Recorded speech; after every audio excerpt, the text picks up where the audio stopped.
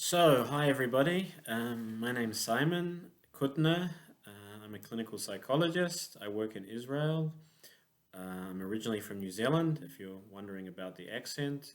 I work here in Israel in a private clinic and also in a public clinic with children and also with adults with a wide range of mental illness, anxiety, depression, psychosis.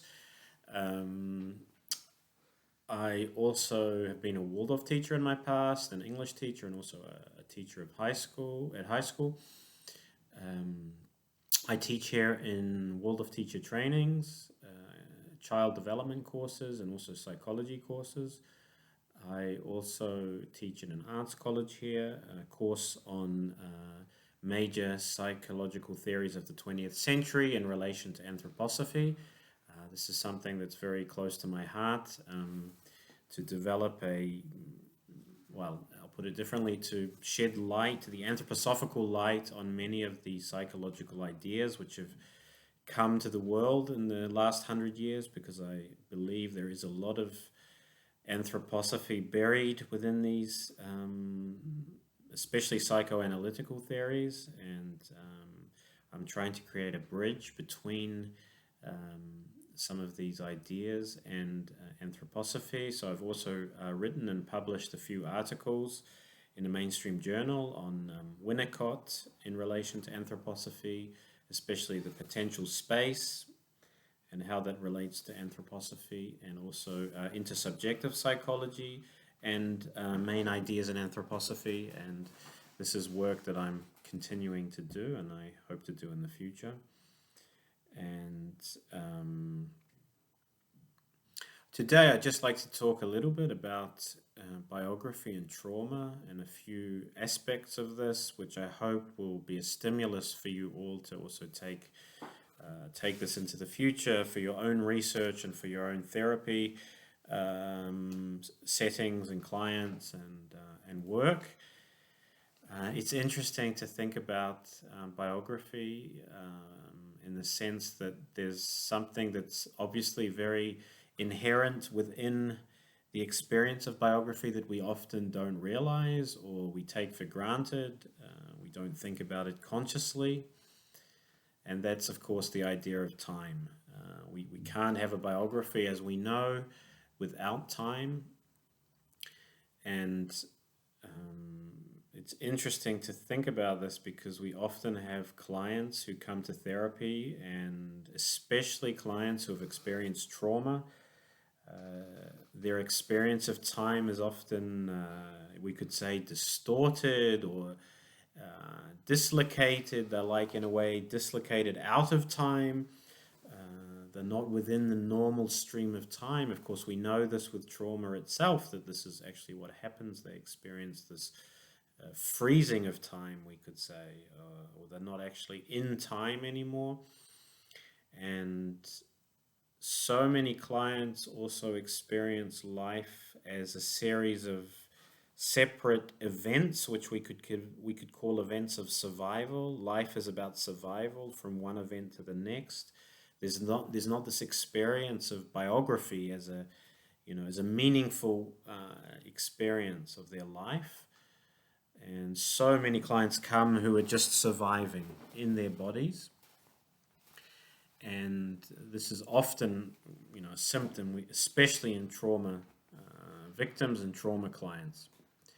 And it's interesting to connect this idea of this sense of biography to the life sense, which Steiner talks about the 12 senses, and especially with the life sense, we can relate this to this experience of biography. Henning Köhler, who recently died, who I'm very grateful to for actually helping me understand this better. Henning Köhler, pedagogue who worked a lot with children and wrote a lot about the senses. He talks about this life sense is also transforming into the sense of biography.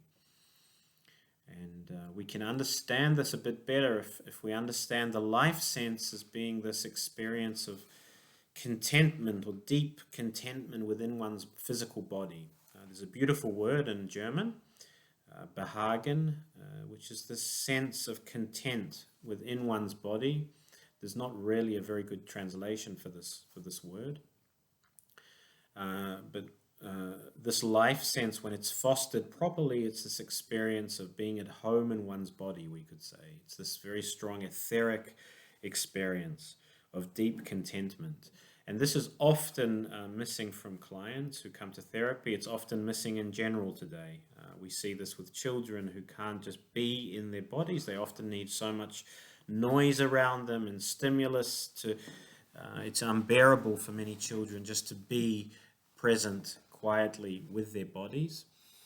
This is also maybe a life sense deficit, which we are experiencing a lot today. And it's interesting that one of the things we often do with clients in therapy, often without thinking about it, is to help them go over their life story, to help them tell their story, to help them in a way reconnect to some sort of biography.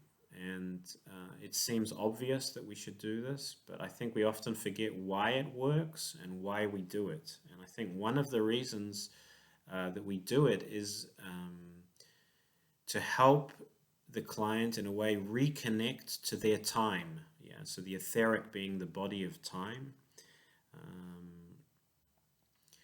And it's to reconnect to their life, the etheric body being the body of life, the life body, and also being a time body. So in a way, by allowing the client this experience of telling their story within certain boundaries, with the help of the therapist, they're in a way reconnecting to their life body and time body. They're reconnecting to their lifetime, which I find quite a beautiful idea. They're reconnecting in a way to their etheric stream, which has often gone missing in their life. And this in a way is fostering their sense of life, their life sense in the present moment. I've had this experience with many clients who come to therapy who, when they've had the ability to tell their life story, and often I think I really haven't done much by allowing them this, but actually by allowing them to tell their life story, they've often said to me after 5 or 6 sessions, Simon, I actually now feel more present. I feel that I'm ready now to do some work. So this ability or this experience of telling their story is actually connecting them more to the present. They can come and then be more in their body. And this is an enhanced life sense experience, we could say. And then they, in a way, have connected to their biography. Because for so many of these clients, as I said, they're just living out an event, a survival event, one after another. And by allowing them to connect to this etheric stream of their life more, they are seeing the common threads throughout their life. They're seeing the meaning in their life. And meaning is biography as opposed to just biology. Henning Köhler talks about this experience of just biology versus the experience of biography.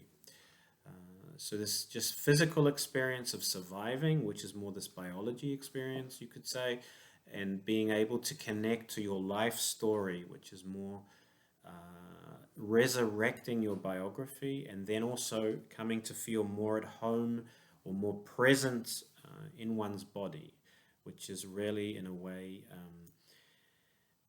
fostering this sense of life, which has often gone missing because of all the traumatic experiences that the client has had during life, which is in a way has created this chaos of time. And so that, I think, is a very important point which often goes missing. It seems obvious to us, but this biography, an experience of time and life sense, and being able to allow the client to tell their life story in an organized manner, in a manner that gives meaning to their life, is so important.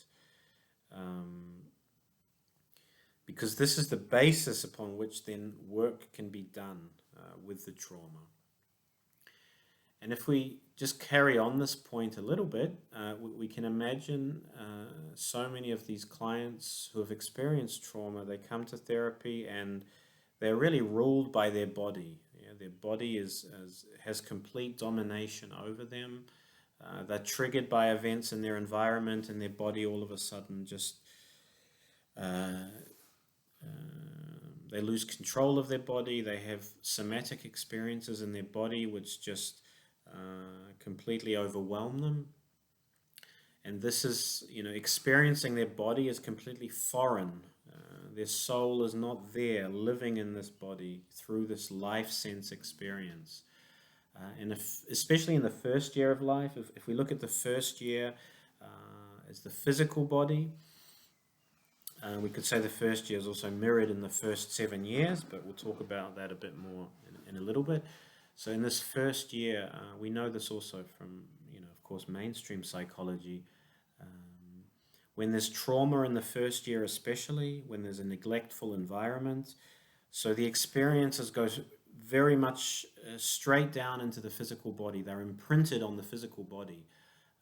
So all the traumas of the sense perceptible world that flood in, imprinted almost directly, almost immediately in the body, in the different parts of the body, we could say. And this is the whole psychosomatic experience, which we know about today. And this is, of course, because the thinking and the feeling is not there to filter the experiences, to allow a softening of these experiences so that they can land softly within the body. So when there's not this holding environment, especially in the first year of the mother usually, so these experiences of the sense perceptible world, they land very directly and are imprinted into the physical body. And when this happens, of course, it's as if the body then expresses the emotion. The body is the ground upon which all our thinking and feeling experiences are expressed, but they're now expressed physically, not soulfully. And we see this with all the psychosomatic illnesses. And this experience is very immediate. We know this also from many, many studies that individuals with somatic experiences, with trauma, with psychosomatic experiences, they have a much, their mentalizing ability is a lot less. Okay, so their ability to reflect on their experiences, to think about their experiences, to mentalize, is very much missing. And this makes sense if you think about it. I mean, anyone who suffers from anxiety, we know this. When you have anxiety and it's very much physical, so you are completely just in that physical experience, you're not able in that moment to think about your experience, to stop, to reflect on it. Your experience becomes very much narrowed down and focused, and nothing else exists. There's a complete loss of perspective. And so in these very much somatic experiences, the whole mentalizing ability, this whole ability to reflect goes missing. And so when there's trauma in this first year of life, this mentalizing ability is very much damaged. There's no inner soul space in which to do some kind of psychological work. And another aspect which we could mention here to do with this first year, this trauma which is imprinted physically, are the defenses that we bring, that we engage in, that we bring in order to protect ourselves. So in mainstream psychology, they talk about these omnipotent defenses, which is more a psychoanalytical term. Infants who do not have the support of the mother, so they'll fix on something on the environment with their gaze, and they'll just stay focused on it. It can be a light or an object. It's in a way their way of protecting themselves, keeping themselves within their body contained so that they don't spill out. There's cramping of the muscles often with these infants who don't receive the nurturing environment. So cramping of muscles, fixing, I get a gaze is fixed on something in the environment, often rocking backwards and forwards, touching themselves a lot. These are all ways in which they, in a way, keep themselves together. These are very much physical, omnipotent defenses. And it's interesting to think about how these early physical experiences, of course, will also then affect what happens on the soul level later in life. The physical, of course, resonates up into the feeling life, into the thinking life, and will then, of course, affect our ability to be present with our I. So when we have these traumas early on, which are imprinted in our physical body, our physical body, in a way, becomes the what's the word? Our physical body becomes the place upon which our emotions are expressed. Okay, so they're not expressed in a soul manner, and we develop these rigid physical defenses, which then later on, of course, can become soul defenses. So this fixation with our gaze on an object can become a fixation of thinking, for example. Or this cramping in our body can become cramping in our feeling life. So these physical experiences in the first year then become soul experiences. And we can look at this first year of life as well as learning to stand up, of course, and we know when we stand up, then we're creating this gap, we're creating this space between me and the environment. So it's going from this horizontal experience, which is more the animal experience. So we know with animals how they're more at one with the environment, and we're learning to stand up, to create a space between ourselves and the environment. And so when in the first year of life we have this trauma experience, we're also hindering this standing up experience. We're hindering this ability to create a space between me and the other, between me and the environment. And that's why we often see this inability to mentalize. To mentalize is this ability to reflect on experiences as well, and that's when we have a space between myself and the other. And this is often missing. So we're still very much at one with our physical experience. We've been unable to separate out our physical experience from our mental experience, to decouple the physical from the mental. And as we know, this is very important. If we want to work on ourselves, if we want to reflect on ourselves and on others and the world, we need to be able to separate our thinking and feeling from our physical experience. If we move on we could say to the second year, so if the first year is the standing up, we could say the second year is maybe the speaking experience, it's more the feeling experience. So we've gone also from the physical to the etheric. In the etheric experience is also a mediating experience. Yeah, the etheric in a way mediates. It also mediates between physical and soul. Yeah, the etheric body is like a bridge. On the one hand, it participates in our physical body, in our physical life, of course, regenerating our physical body.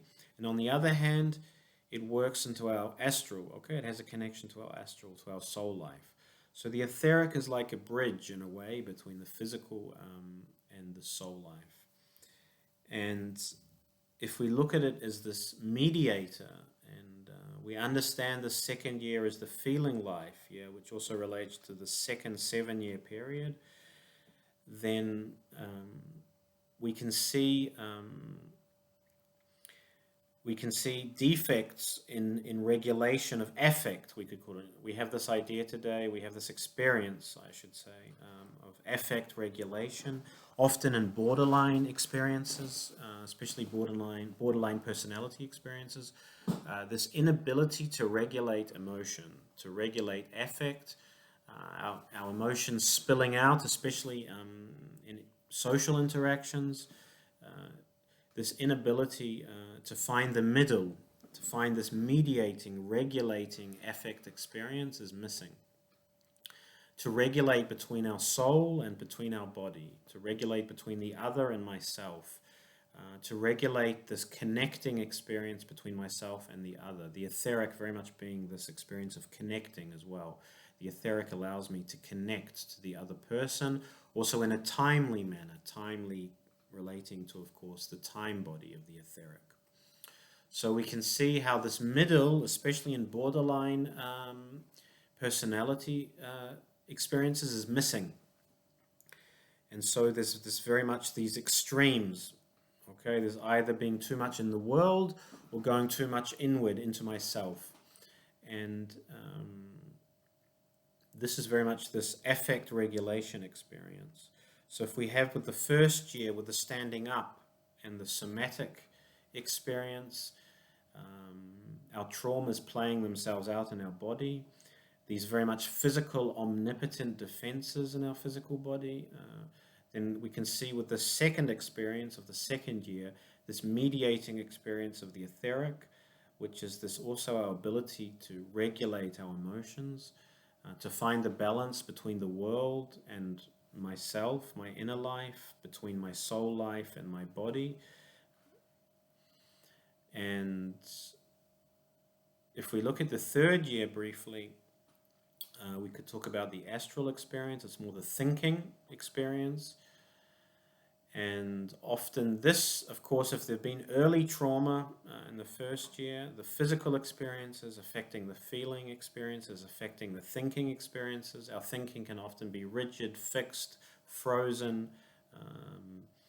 It's very automatic often, in a way animal-like. Okay, so from this, the physical resonating up into our thinking. And in this experience, the thinking is often very much fixed. It's frozen, and it's not within our control.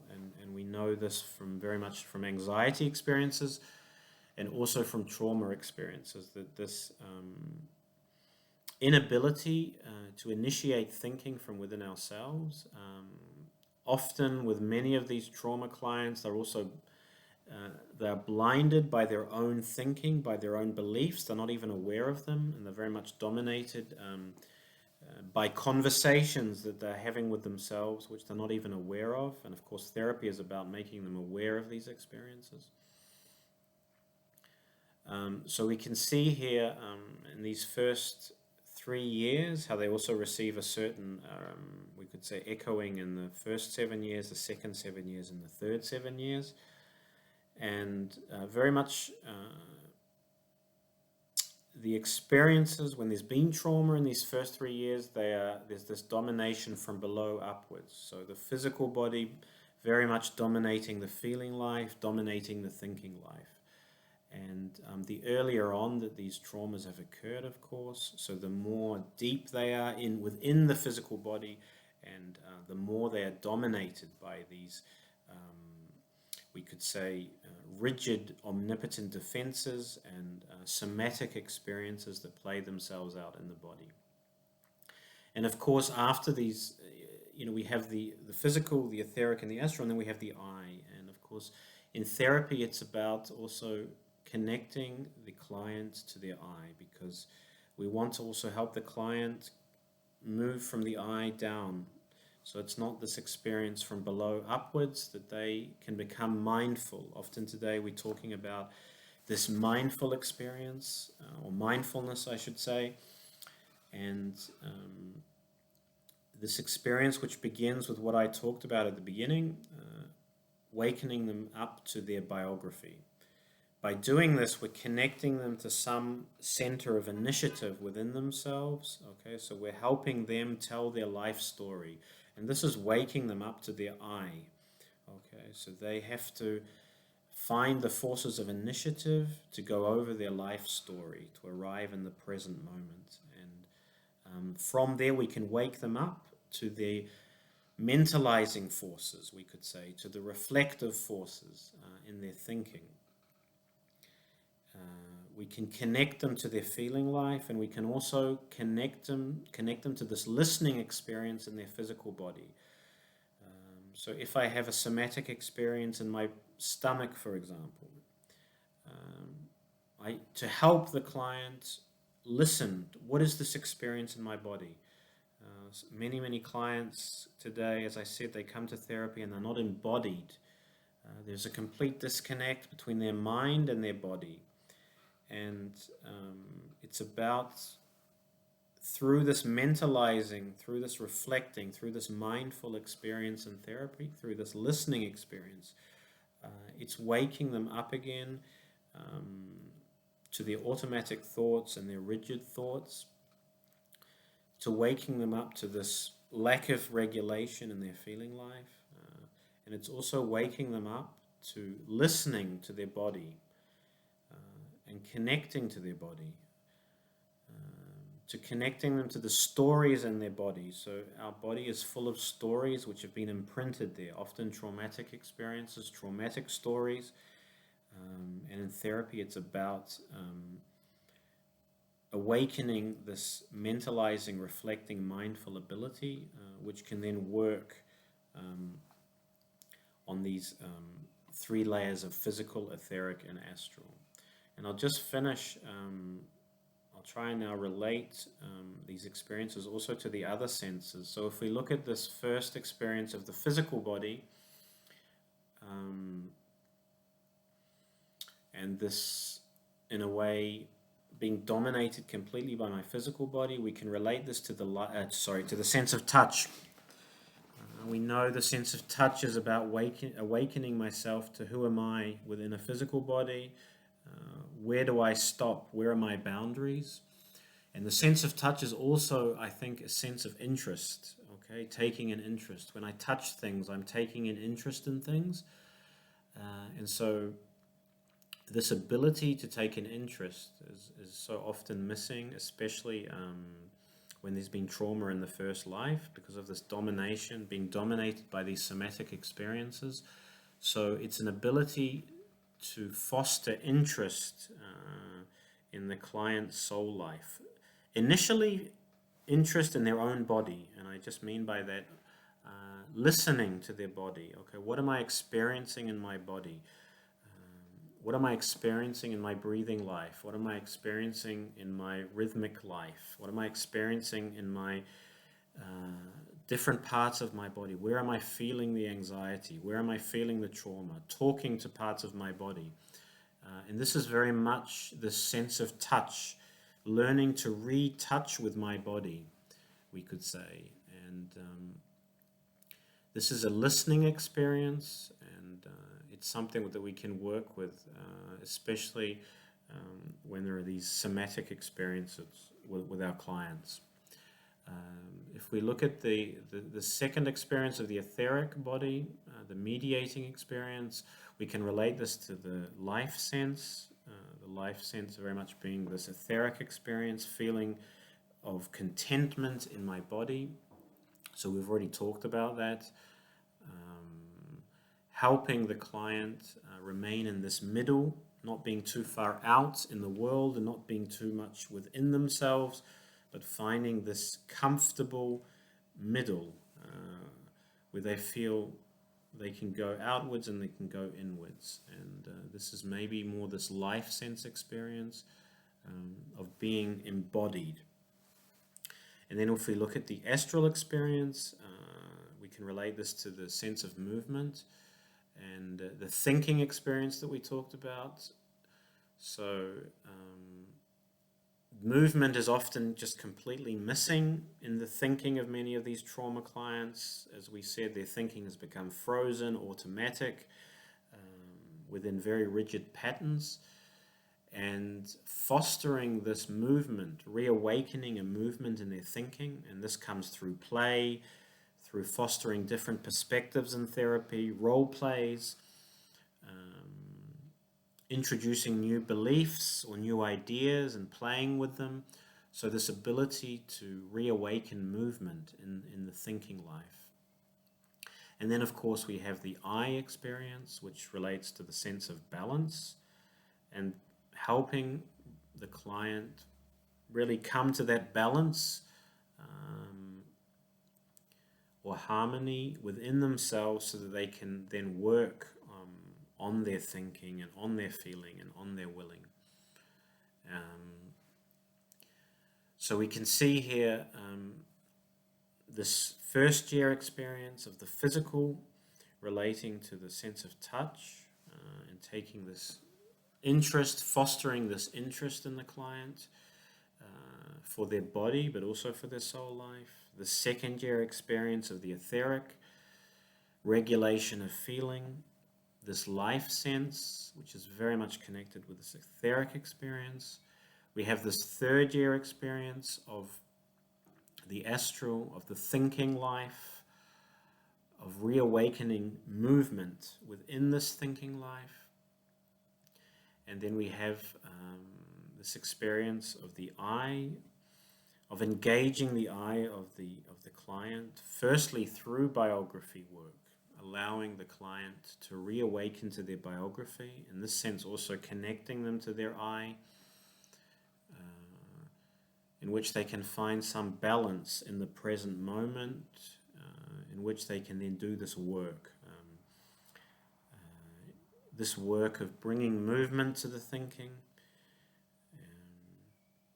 bringing this regulation to the feeling life, and this listening and touch to the physical life, we could say. So this is just, I could say, an outline with each of these experiences of the physical, the etheric, and the astral. One could do a whole seminar, and there's a lot of work to be done there. But I hope I've been able to convey a little bit of this idea of biography and trauma and how it expresses itself through the physical, through the etheric, and through the astral, through the physical, especially in this first year of life, and how this can come to dominate the rest of the soul life. So yeah, I think I'll stop there, and I'm sure you have many questions, and I hope to see some of you someday, physically, in person, and thank you for listening, and enjoy the rest of the day, and enjoy the rest of the conference. Thank you.